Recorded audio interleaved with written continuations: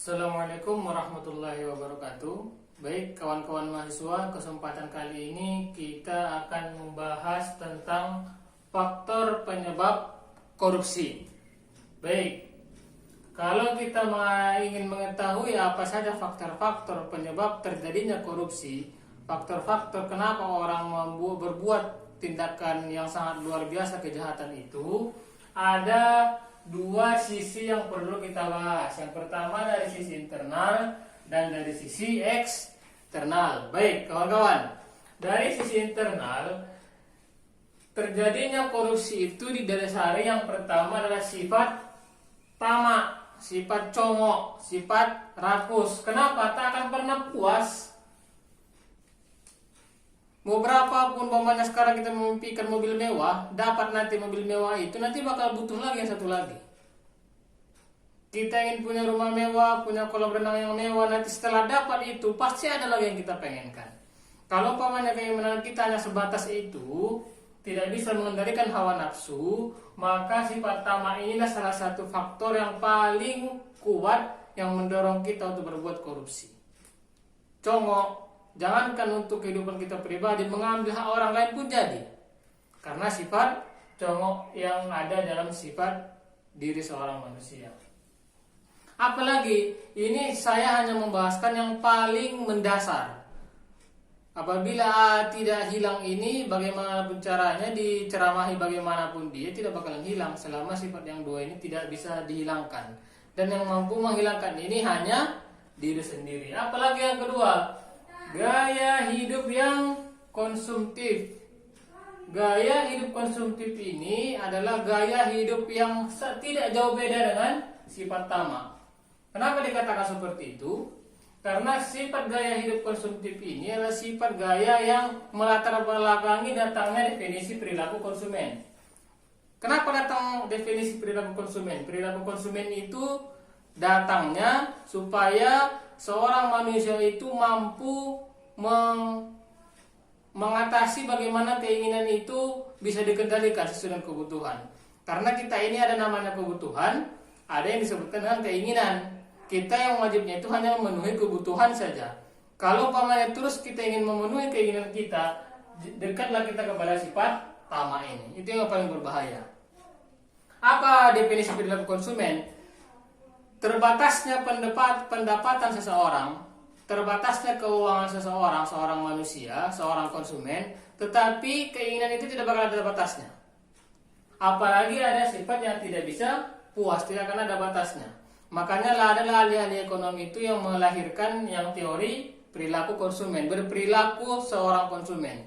Bagaimana caranya untuk mengatasi dari keterbatasan pendapatan kita untuk menangani keinginan kita yang tidak ada batasnya. Ada nanti disebutkan itu seperti marginal utility, ada total utility. Itu nanti ada di pembahasan di ekonomi mikro. Ya, apabila kawan-kawan ingin membahas secara ekonomi untuk perilaku konsumennya. Itu dari sisi internal, sifat tamak dan gaya hidup konsumtif inilah yang mendasari orang terjadinya korupsi. Berikutnya adalah sifat eksternal. Sifat-sifat dari sisi eksternal ini adalah ada namanya faktor politik. Faktor politik ini diartikan sebagai banyaknya di antara kita atau banyaknya kita temui, bahkan kita mungkin untuk mendapatkan posisi yang lebih baik dibandingkan posisi yang sekarang. Kan begitu. Konsepnya kan apabila kita ingin ditambah, maka syukuri dulu apa yang diberikan sekarang. Kalau tidak disyukuri, tidak bakalan ditambah. Kan begitu konsepnya kepada Sang Pencipta.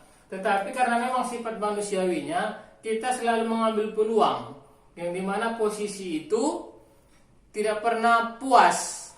Ada posisi yang bagus sekarang, tapi apabila ada peluang untuk mendapatkan posisi yang lebih bagus lagi, akan kita ambil.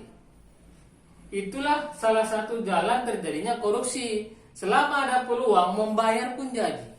Tidak mengikuti proses. Yang kedua adalah faktor hukum. Faktor hukum ini sudah menjadi rahasia umum.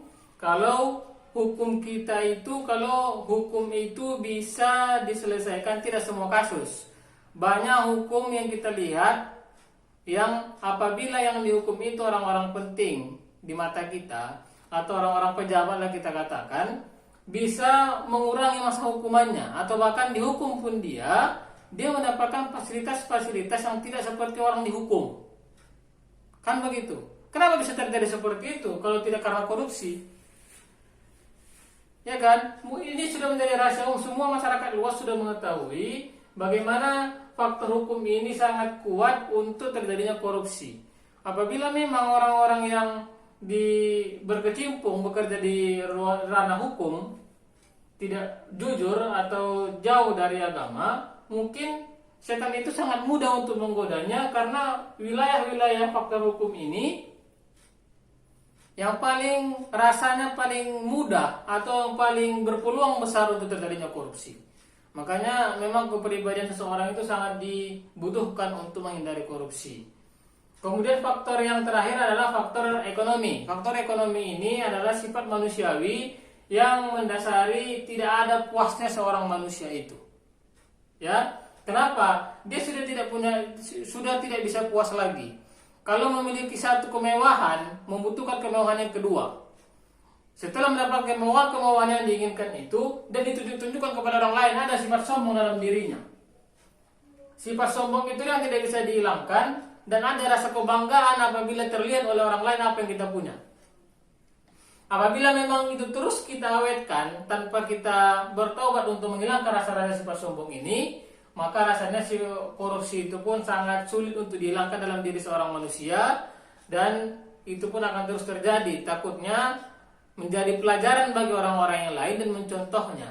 Maka itu akan menjadi awal dosa-dosa yang menurun kepada kita sampai kapanpun kita berada.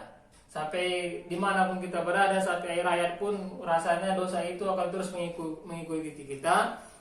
Apabila rasa-rasa kejahatan kita itu dilakukan oleh orang lain setelah kehidupan kita, atau maksudnya penerus-penerus mendatang mengikuti kejahatan-kejahatan yang telah kita lakukan sekarang.